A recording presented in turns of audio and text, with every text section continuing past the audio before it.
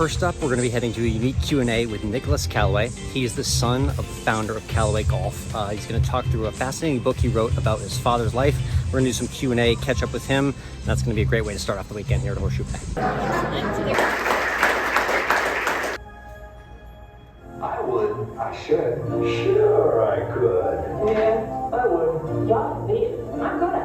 And I did.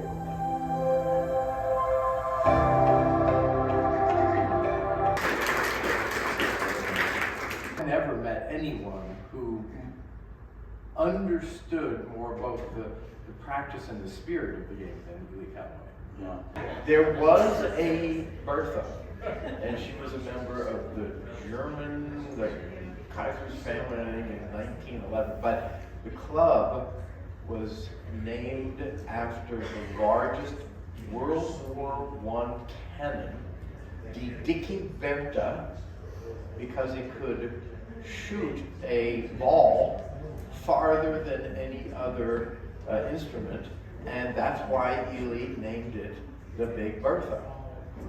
Tell me what it was like to kind of get your Jim Nance on and narrate a conversation with Nicholas Callaway there. You know, it was fun. This is it's exciting to hear the history of our game, see where we were and where we've come to, and just kind of pick the brain of Nicholas and hear about Ely's business approach and his impact on the industry. It was fantastic. I had no idea how late in life Ely started in the golf business. How great of a message is that for everyone out there looking to chase after what they love? Never too late, right? And it's inspiring to me as well, right? There's a lot of things and our passions change, and it's just it's a testament that if you put your mind to it, you can do it.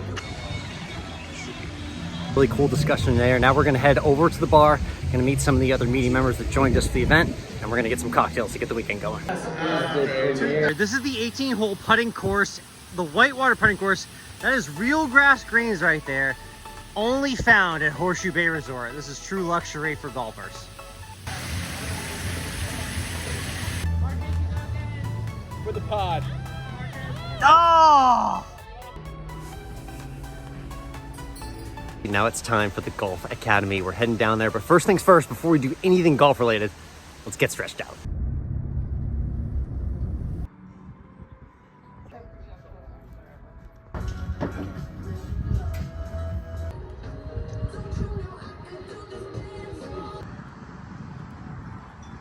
So what we do is we do equal parts weightlifting and equal parts stretching, golf-specific stretching.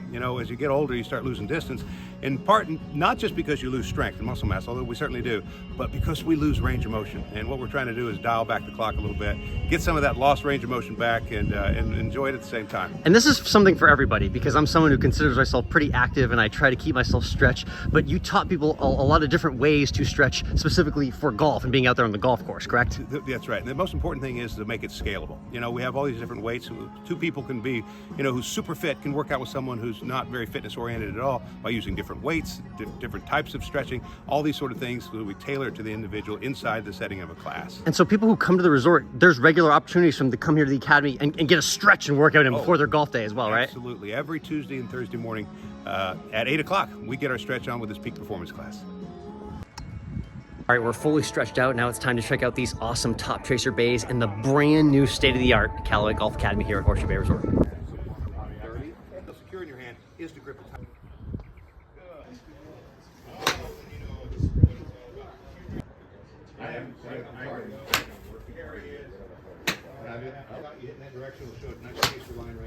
It'll tell you exactly how far the ball. All right, I've just taken the first few swings of the brand new state-of-the-art Callaway Academy here at the Horseshoe Bay Resort, and immediately I'm noticing I need an overhaul of my grip. So we're first things first, working on the grip. Oh my God, now I'm going to shoot. No. Right? Vertical at the top. Right. The shaft gets up and down, right? So as you kind of get to hip high, if you take that club back really quick, don't be afraid to kind of feel that bottom of that grip. Imagine like two railroads, right? So one of your feet, and one that's the chief's foot alignment. Point that at that outer rail. Okay. If you do that, let me just see if you But yeah, just feel that, and then turn to the top.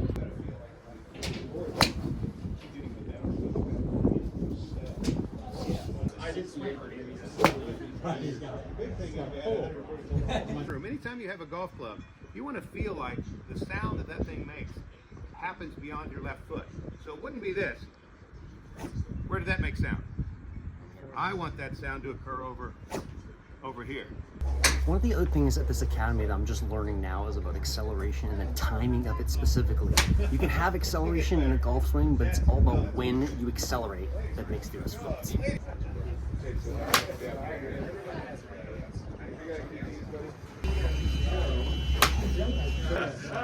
That's without the acceleration, and that's with it. So hide your goal. It's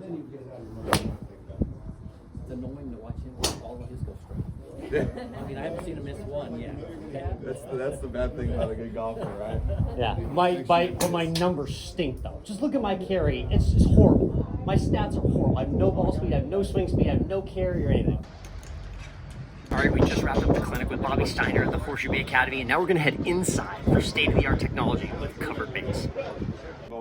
Those two systems perfectly agree almost all the time. They're always within 1 mile per hour of one another. And so I have faith in both of them because of that, because they always agree exactly how fast. With the 2 degrees. All with track wind. I can't tell you enough about how much this data makes it so much simpler to give a golf lesson. You're not wondering, you know, they show you where you are and what range you should be in, right? Well, they have the same thing on there. They show you where you are and what range you should be in with all these different numbers. And not only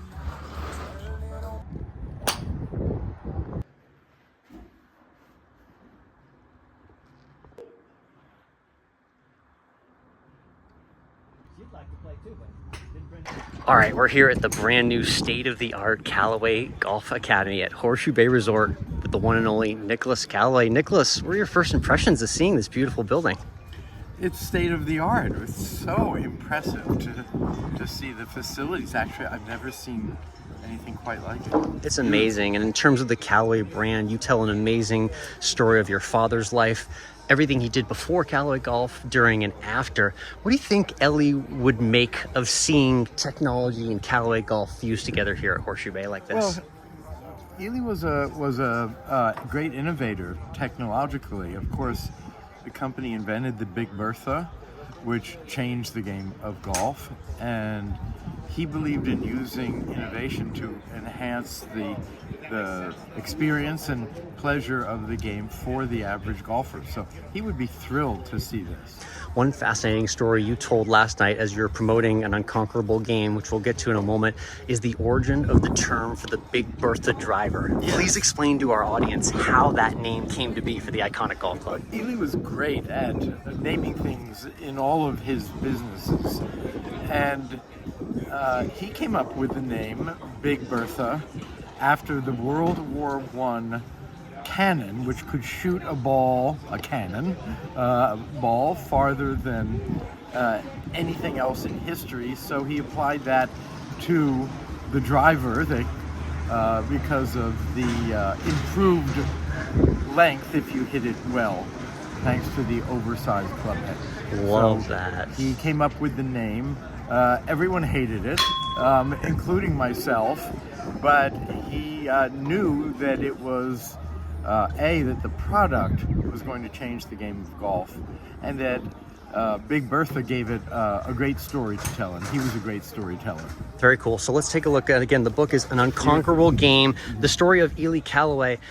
Tell me, give a little bit of a tease of what we can hear. Yeah, obviously, you know, Ely didn't even found Callaway Golf until he was 63 years old. So there's a whole lifetime before Callaway Golf that describes what your father did, correct? The book is his posthumous first-person autobiography that he started during his lifetime at my encouragement. He passed away in 2001 without finishing it, so now a generation later, he's coming back to share his life story that he's telling in full for the first time. And as you said, one of the first discoveries and surprises is that he started Callaway Golf when he was 63 in 1982 and built it into the world's largest golf club company within 10 years. But before that, he had 2 other lives. First 40 years in textiles, and then he was one of the pioneering California premium varietal wine growers with Callaway Vineyard and Winery in the 1970s. Fascinating path for Ely Callaway, and again, it's an unconquerable game. He's going to be all over the place, touring the country, showing off these amazing stories. Thank you so much.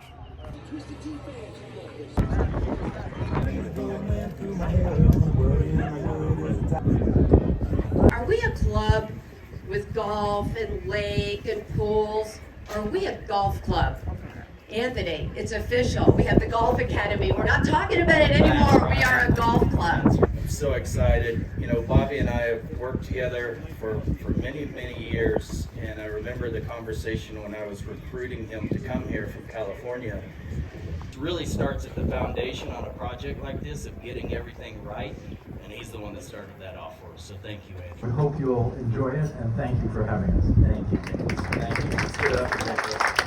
How long have you been playing golf? I've been playing since I was about 3. My grandma got me into the game, and my first set of clubs were Callaway, actually, some OG Big Berthas. And so when I was in high school, I only weighed like 140 pounds. And so when I took off that time in college, I worked on my body in the gym a lot. And again, it's incredible how much the gym has helped my golf game. This is a good test though. We're into the wind, see if we can flight some down. Yeah, that had a good sound too.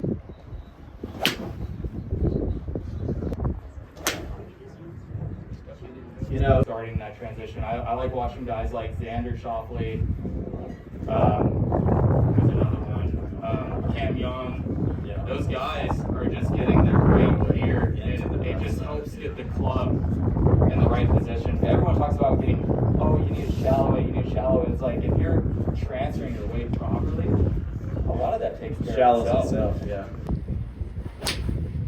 There you go. Look at that thing. Wouldn't want to be hit by that golf ball, would you?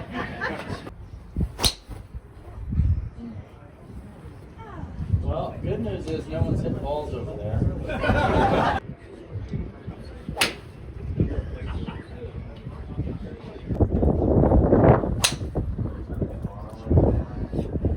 We're at the state-of-the-art Horseshoe Bay Academy here, presented by Callaway Golf, and we're here with Dalton Joyce. Dalton, what are we talking about today? Hey, we were talking about getting better here in Horseshoe Bay at the new Golf Academy. This place is sweet. I didn't realize they had this many bays, but I have a feeling that they're all going to be put to pretty good use out here. Yeah, think about like what this does for members, visitors, people that are playing this course, and how much information they can extract from these machines right here while they work on their game. Right, and I think you heard me. I was like urging them, hey, come out here. At the end of the day, a lot of people want to get faster, so if you want to get faster, come out here, feel the swing, see what is actually faster. You have the equipment here, so you don't really have an excuse not to get a little bit better, a little faster, whatever you were trying to do. Yeah, and the numbers were crazy. You were putting up some crazy stats. I know you're hard on yourself. You got high standards for the type of numbers you could put today. How was the range session for you, showing off to people here at Horseshoe Bay? Yeah, I'm a little bit slow right now.